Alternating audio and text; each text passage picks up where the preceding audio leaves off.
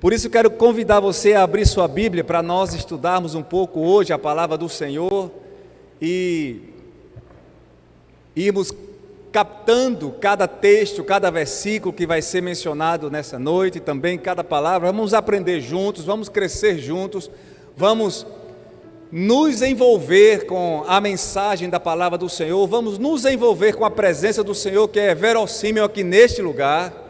Deus está aqui, ouvindo o nosso clamor, ouvindo as nossas orações, sabe Ele de cada coisa que estamos passando, nas nossas limitações, da nossa força até onde vai. Deus sabe todas as coisas, e por isso nessa hora é bom que a gente pare um pouco tudo, o nosso pensamento, e vamos pensar ainda mais em Deus e no que Ele tem para falar ao nosso coração nessa noite.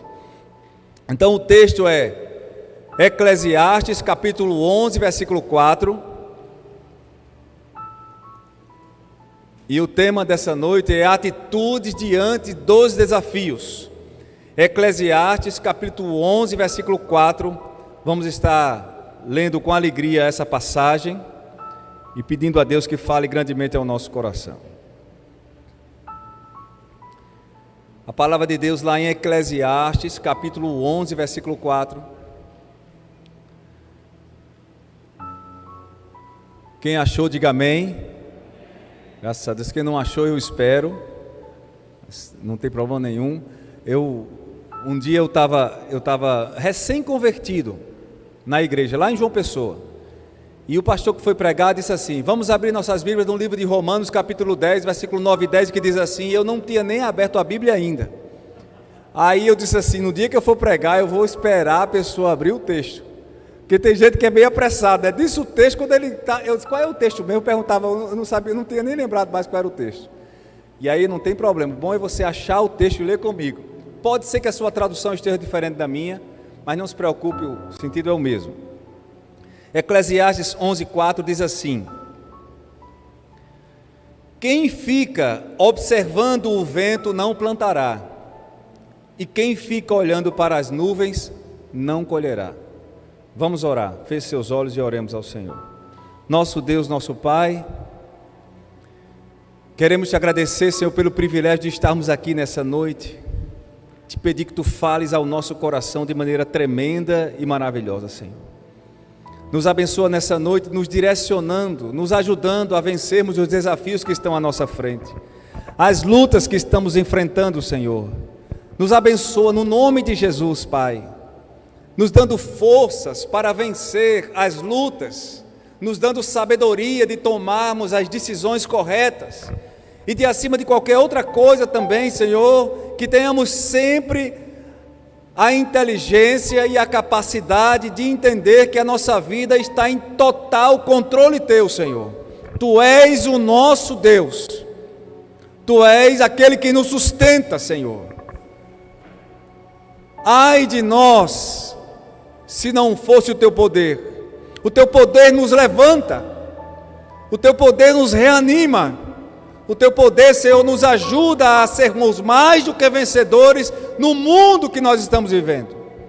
Te pedimos, ó Pai, que se há alguém aqui nessa noite que ainda tem um coração amargurado, quebrantado, despedaçado, a alma ainda está sofrendo, te pedimos nessa noite, Senhor, que Tu derrame a Tua cura, o bálsamo do Teu conforto no coração. Reanime essa pessoa, Senhor, levanta ela, Senhor, dá forças a ela, para que ela possa caminhar, correr, e tudo que ela venha fazer, seja para a honra e glória do Teu santo e poderoso nome. Te pedimos em nome de Jesus, que Tu também, Senhor, esteja renovando as forças da igreja, Senhor. Nós somos chamados por Ti, Senhor, para sermos sal da terra e luzeiros desse mundo. Nos ajuda a entendermos, Senhor, que a luz que tem que brilhar não é a nossa luz, mas a luz de Jesus.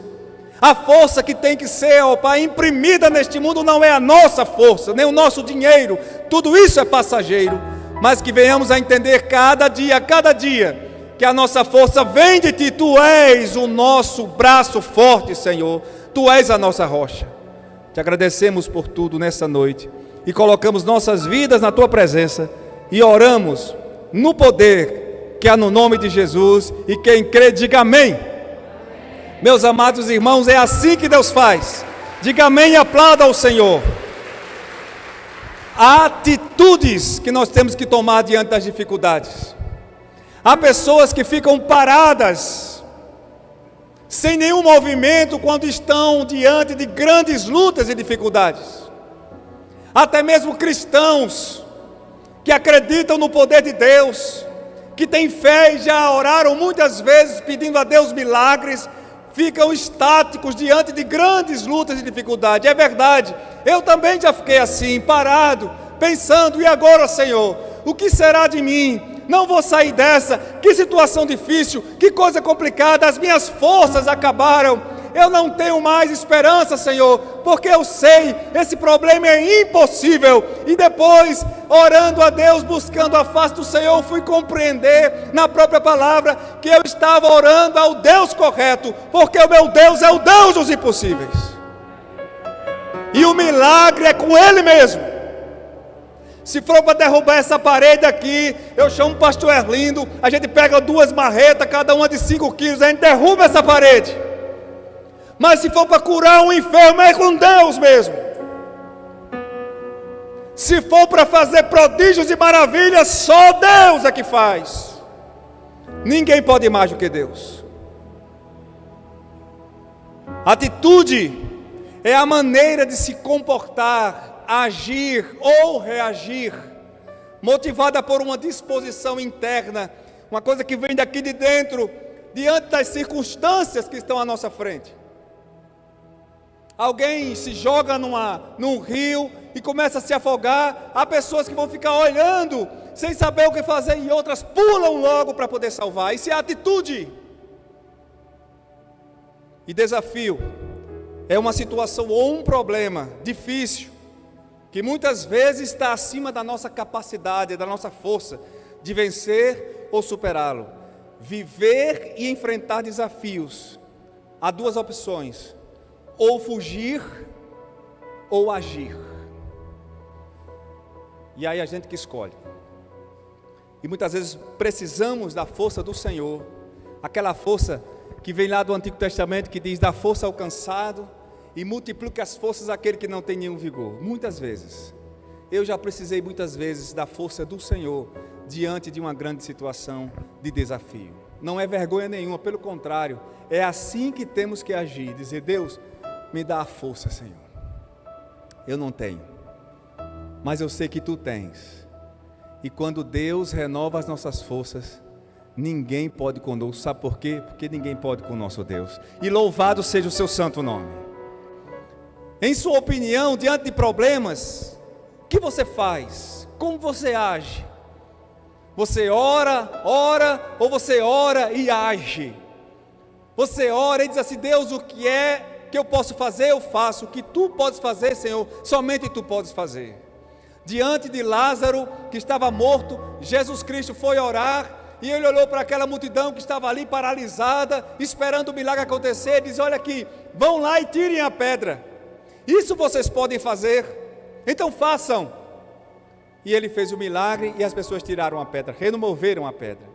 Por isso precisamos de atitude para vencer os desafios que estão à nossa frente. E para vencermos os desafios que estão à nossa frente, para termos atitudes corretas, em primeiro lugar, precisamos aprender uma coisa muito importante. Precisamos aprender a depender de Deus e não da nossa própria força.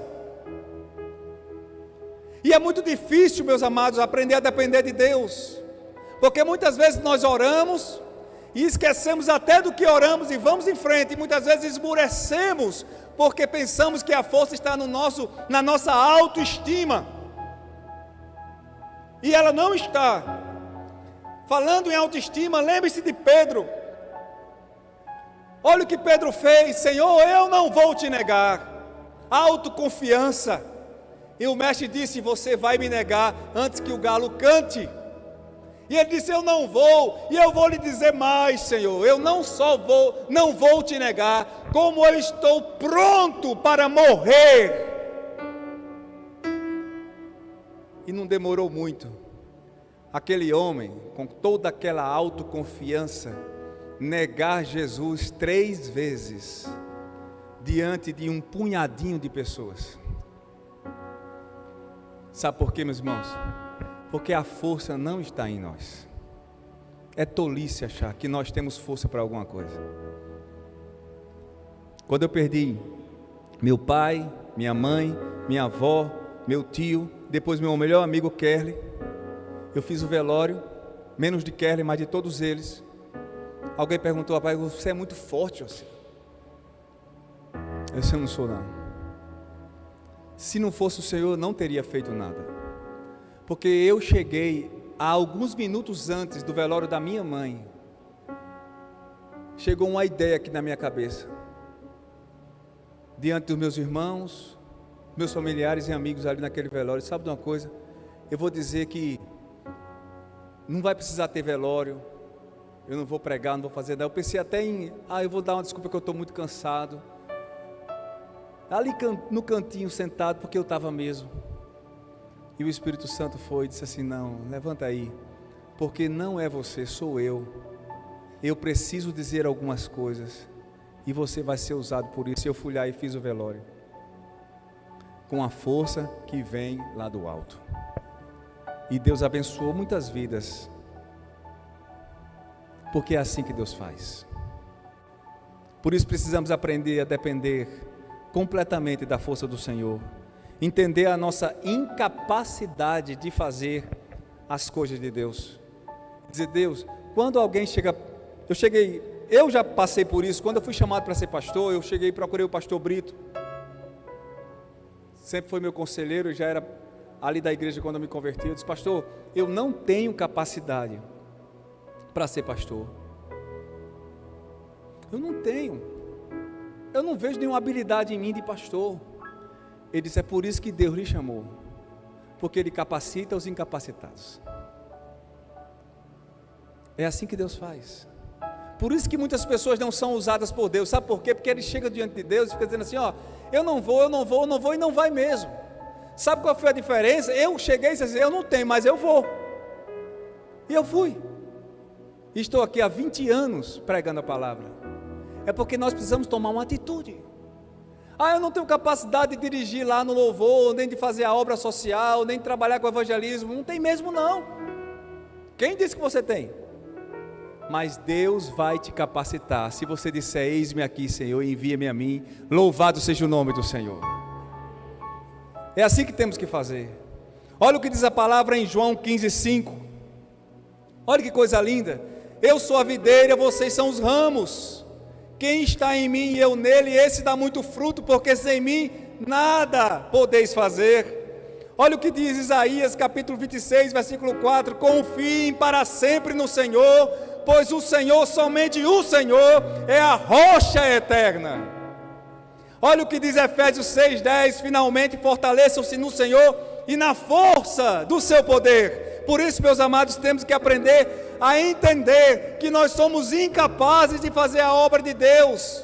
Somos capazes de fazer o trabalho que nós fazemos como profissionais, somos capazes de fazer muitas coisas que nós fazemos como seres humanos, mas a obra de Deus, quem ia fazer eram os anjos do Senhor, mas Ele entregou para mim e para você, porque Ele deu para nós o Espírito Santo dEle, para nos dar capacidade, sabedoria, inteligência e poder em nome de Jesus, para fazer a obra de Deus e derrubar o inferno com o poder do Senhor.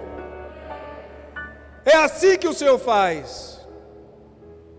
Precisamos entender que mesmo quando as coisas estão fora do nosso controle, o nosso Deus tem o controle total nas suas mãos. Quando o Senhor nos chama, quando o Senhor nos convoca, quando o Senhor diz que vai fazer, não é hora de duvidar, mesmo que seja impossível, porque a palavra de Deus diz, e eu creio, a Bíblia diz assim: se creres, verás a glória de Deus, e aplauda o Senhor em nome de Jesus. É Deus que nos capacita. Deus é a nossa força e só tem poder nele. Nós não somos nada. Segundo lugar, meus amados, temos que enfrentar os obstáculos da vida com fé. A fé é uma coisa poderosa demais. Eu li uma vez num livro, eu acredito que foi de psicologia, James Kleinebel, que estava escrevendo o livro, ele colocou entre aspas, ele colocou assim: trabalhando em hospitais e com pessoas viciadas e totalmente entregues aos seus vícios, colocou entre aspas, há um poder que não é possível descrevê-lo cientificamente, que vem do interior, chamado fé, que já curou muitas pessoas que estavam na metade do tratamento, e sem o tratamento ser completo, eles foram curados. Ele colocou isso, é impressionante. E depois eu pesquisei, essa pessoa nem era crente, mas ele conseguiu entender que havia uma força muito grande, que fazia milagres, independente da ciência. E é assim que Deus age. Lucas, capítulo 8, é o mesmo texto de Marcos, capítulo 5, 25. Diz assim: certa mulher que havia 12 anos tinha um fluxo de sangue, e que havia padecido muito com muitos médicos, e despendido tudo quanto tinha, nada lhes aproveitando isso, antes indo a pior. Ouvindo falar de Jesus, veio por detrás entre a multidão e tocou nas suas vestes, porque dizia: se tão somente tocar nas vestes de Jesus, serei curada. E logo se lhe secou a fonte do sangue, sentiu no seu corpo estar já curada daquele mal. No texto de Lucas é mais detalhista, diz que quando aquela mulher tocou no meio da multidão, Jesus Cristo disse: epa, alguém tocou em mim. E os discípulos dizem: Jesus, tem um monte de gente tocando no Senhor. Ele disse: não, alguém, agora eu vou parafrasear, alguém especialmente tocou em mim, porque de mim saiu dinamis, de mim saiu poder. E aquela mulher se apresentou, e ele disse: filha, a tua fé te salvou, estás curada, vai em paz. Há muitas pessoas orando, querendo tocar nas vestes de Jesus, mas sem fé. A Bíblia diz: sem fé é impossível agradar a Deus. Precisamos cada dia mais fortalecer a nossa fé, porque ela é o segredo da vitória. Fé para vencer as lutas, fé para vencer as dores, fé para vencer um luto, fé para vencer uma doença, fé para todas as coisas. Nós precisamos da misericórdia de Deus. Todos precisam da misericórdia de Deus. Não há ninguém forte nesse mundo. Eu não conheço um forte nesse mundo. Eu só conheço um que é todo poderoso, que é Jesus Cristo, nosso Salvador. Essa mulher, meus amados irmãos, estava sofrendo há 12 anos com uma enfermidade, e para conseguir o milagre ela teve que vencer os obstáculos que separavam ela da cura. Olha alguns deles. Ela tinha suas limitações, estava doente, fraca. Ela tinha também que enfrentar o preconceito. As pessoas sabiam que aquela mulher era conhecida, eles sabiam que ela estava doente. Era 12 anos que ela estava sofrendo de um fluxo de sangue.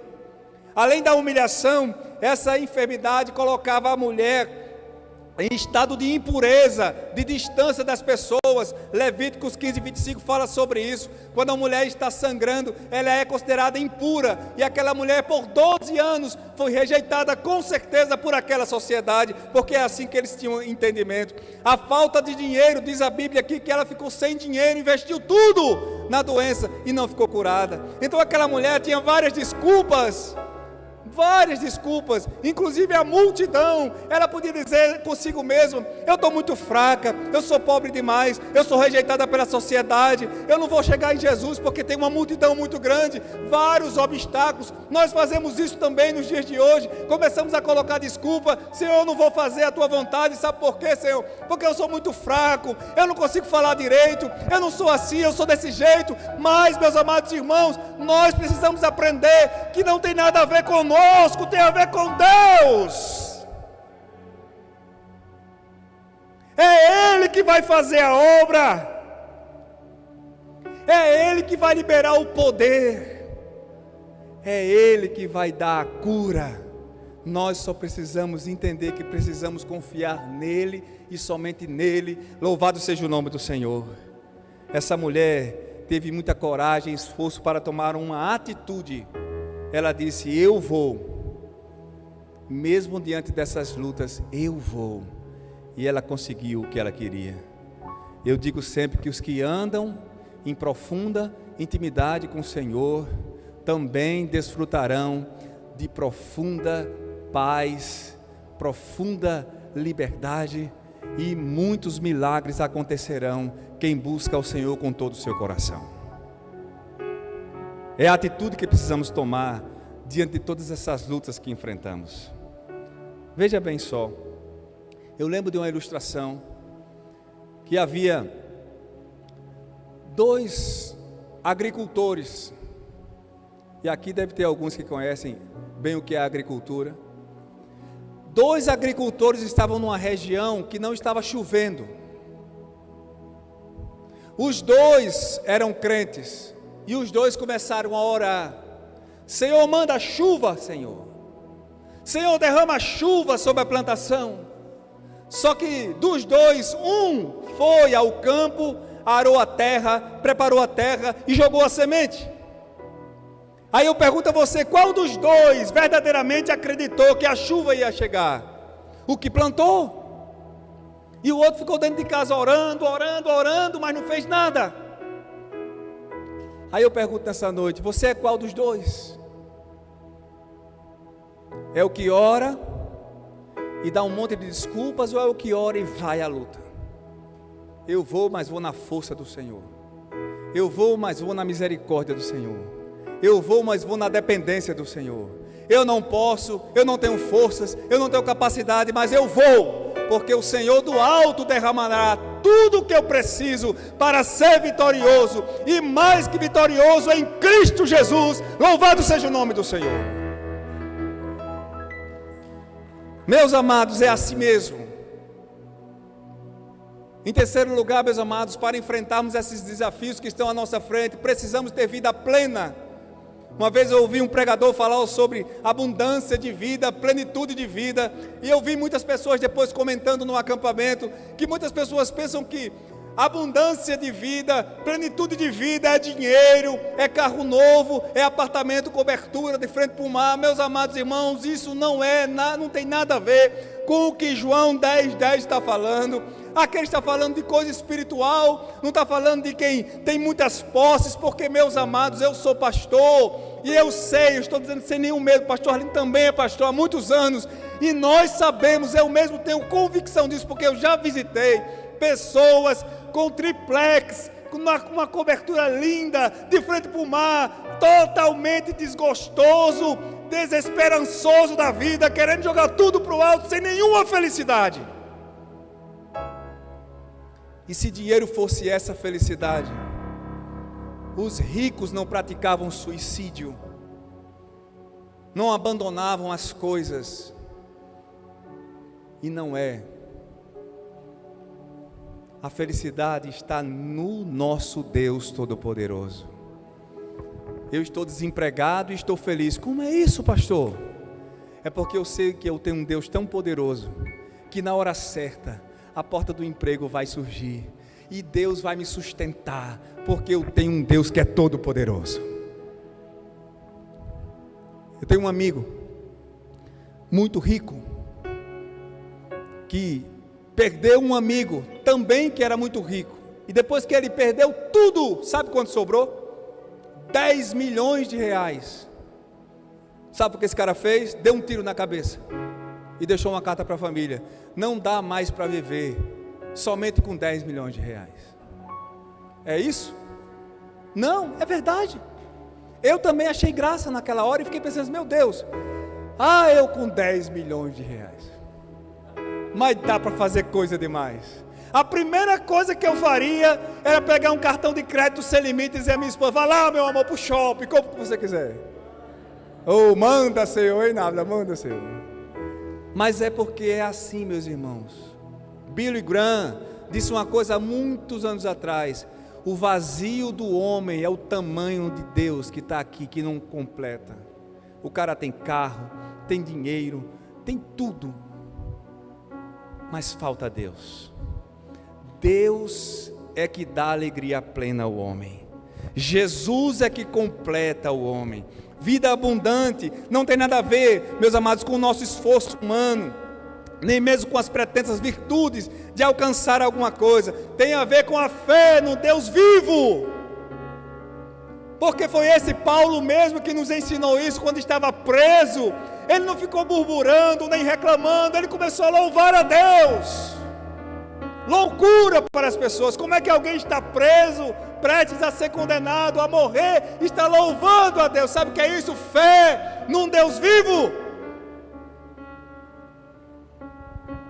Um Deus que faz milagres poderosos. João 7,38 diz, ele mesmo disse: quem crê em mim, como diz as Escrituras, rios de águas vivas fluirão do seu interior. O nosso Jesus Cristo disse que vida plena é isso. Rios de água viva fluirão do nosso interior. Plenitude, abundância, vem de uma palavra grega chamada perisson, que quer dizer mais, muito mais, quantidade abundante. A gente vê muito isso na agricultura. A pessoa pega um fruto daquele cheio de semente, planta de novo e dá um monte de outras frutas. É assim que Deus faz.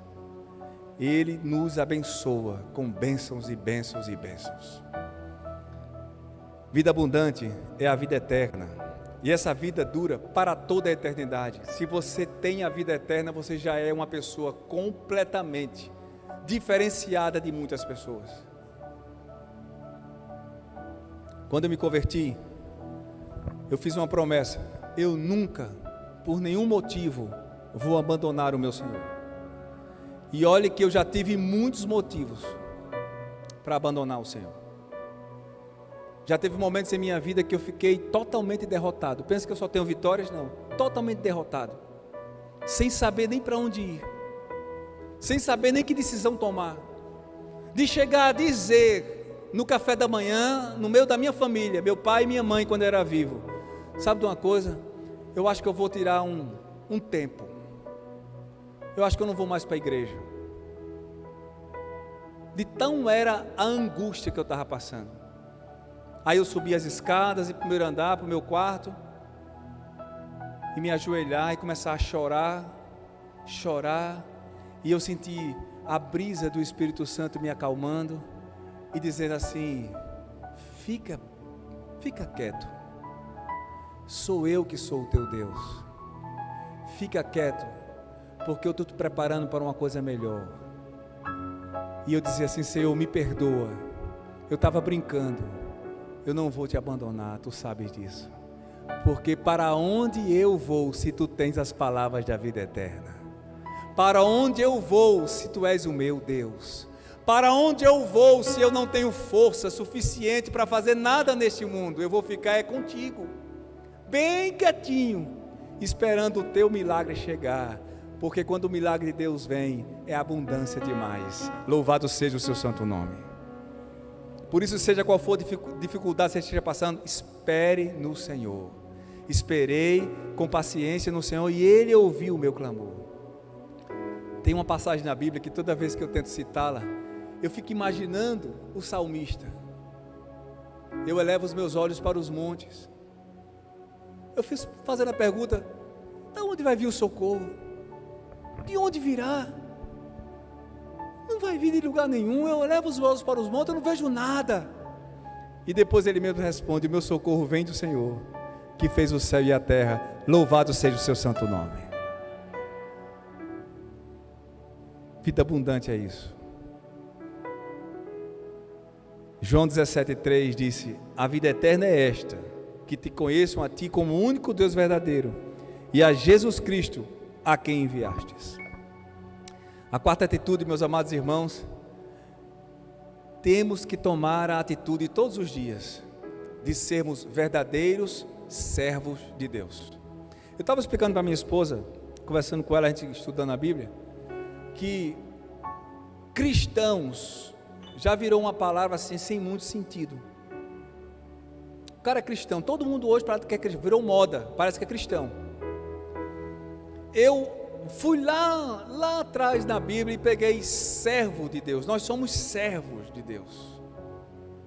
Evangélico, cristão, virou uma coisa assim tão sem direção mais. Qualquer pessoa hoje é, e às vezes lá fora nem tem testemunho de que é realmente uma pessoa. O servo não, aonde ele for, aqui na igreja, fora da igreja, em casa, no trabalho, na rua, sem ninguém estar vendo, ele continua sendo servo. Sabe por quê? Eu vou explicar para você. O servo de Deus, verdadeiro servo de Deus, ele conhece Deus. E quem conhece Deus sabe que nós não podemos, nem temos como, nem capacidade nenhuma de enganar a Deus. Então quando o marido começa a orar na frente das pessoas, dizendo assim: oh Deus, tu sabes como eu cuido bem da minha mulher, e Deus sabe que ele não cuida. Deus sabe. Qualquer um de vocês aqui, adolescente, jovem, qualquer, pode enganar o pastor Erlindo, porque eu tenho certeza que ele não tem aquele negócio do X-Men, telepatia, e fica sabendo o que está na sua cabeça. Ele não tem como saber. O filho pode enganar o pai, o marido engana a filha, o marido engana a esposa, a filha engana a mãe, porque só quem tem a capacidade de saber o que eu estou pensando é Deus. A Bíblia diz que antes que a palavra se forme na minha boca, Deus já sabe o que eu vou dizer. Entra no teu quarto, fecha a porta e em segredo ora ao Pai. Ele já sabe tudo que você vai dizer. Não tem problema. Por isso que gostei de uma palavra do pastor Arlindo aqui uma vez. Não tem que ficar procurando a palavra bonita para dizer não. Deus sabe já. E se há alguém que conhece palavras corretas e bonitas, é Ele. Então como é que eu vou me mostrar para Deus? Não precisa. Tem que dizer assim, do jeito que você está sentindo, diga mesmo. E o servo de Deus, ele tem essa peculiaridade. Eu sei quem é Deus. E se eu sei quem é Deus, eu não posso enganá-lo. Se eu subo ao mais alto dos céus, tu lá estás. Se eu desço ao mais profundo do vale, tu sabes também. Se eu vou para a mais densa trevas, tu também está lá. Não há como você fugir de Deus. Por isso que um servo de Deus, ele está no trânsito, não tem nenhum crente, ele está noutra cidade, sabe o que ele continua sendo crente, sendo servo, porque Deus está vendo. Se ele é casado e sai para uma outra cidade, ele se comporta como um homem casado e respeita a sua esposa. Sabe por quê? Porque ele é servo de Deus e ele sabe. A mulher dele não está vendo, mas Deus está vendo. Deus sabe todas as coisas.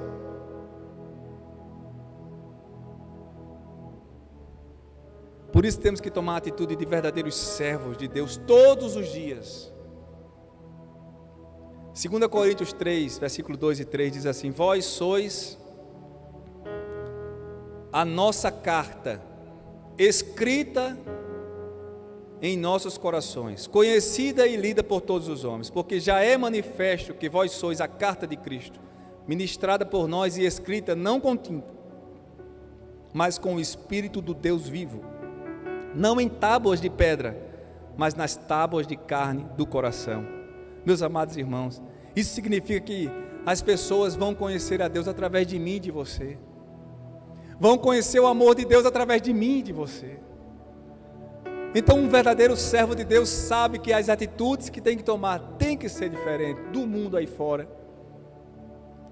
Na hora de crer, na hora de respeitar as coisas de Deus, o sagrado, na hora de respeitar o próximo e amar o próximo, em todas as atitudes, diz a Bíblia, em tudo o que fizerdes, por palavras ou por ações, fazei tudo em nome do Senhor Jesus, dando por Ele graças a Deus Pai. Louvado seja o nome do Senhor. Ser cristão de verdade, meus amados irmãos, ser um verdadeiro servo, é uma pessoa que não somente vai à igreja, mas é uma pessoa que sabe que Ele é a igreja, cheia de fé, de oração, de sal, de luz, para o mundo que ele está vivendo. Ele vive em santidade, independente da opinião que a sociedade emita. Ele é Ele mesmo, porque Ele foi lavado e remido pelo sangue do Cordeiro.